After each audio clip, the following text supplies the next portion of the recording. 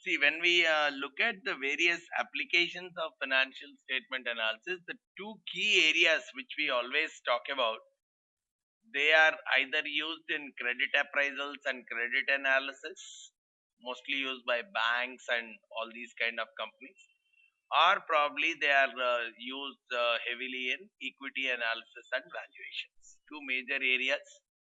But most of these, in both these analysis, what we typically use is we do calculations on the historical data ratios, or probably looking at the increase from year to year or common size or whatever is the analysis we are doing.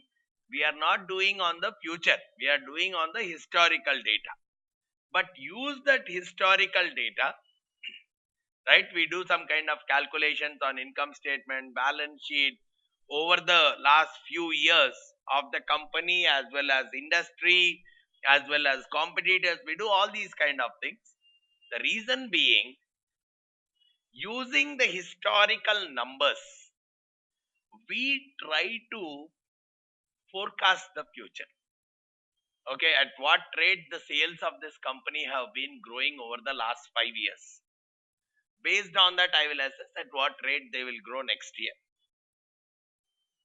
These are the various inputs, and probably, okay, the cost of goods sold around 70% of the revenues every year. So probably next year also, I can assume that the company's cost of goods sold will be around 70% of the revenue. So to address these kind of things, what generally the financial analysts do is first compare the various ratios and various calculations on the historical data. Because today, if I have to invest, right, or if I have to give a loan, I should be least bothered about the past. How much profitable the company will be in the future is what is my major objective. But I'm still looking at the past financial statements, because using them, I want to create the future financial statements, whether it is in a credit analysis or in an equity analysis. The major thing that happens is using the past financial statements, using various calculations on the past financial statement, people try to create futuristic financial statements. And based on the futuristic financial statement, they get into the either the credit analysis part or the equity analysis part. So they establish some kind of trends based on various ratios, all efficiency or profitability, various ratios. The intention is to understand the pattern. Okay, is it more stable? Is this ratio more stable? Or is it more growing? Is it more falling?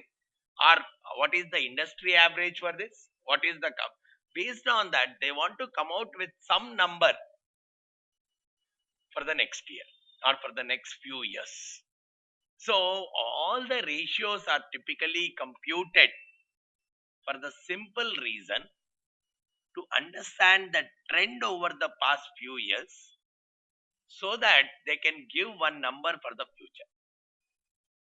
And based on that, they want to prepare a future P&L statement, future balance sheet, and future cash flow statement. That is what is the root for valuation.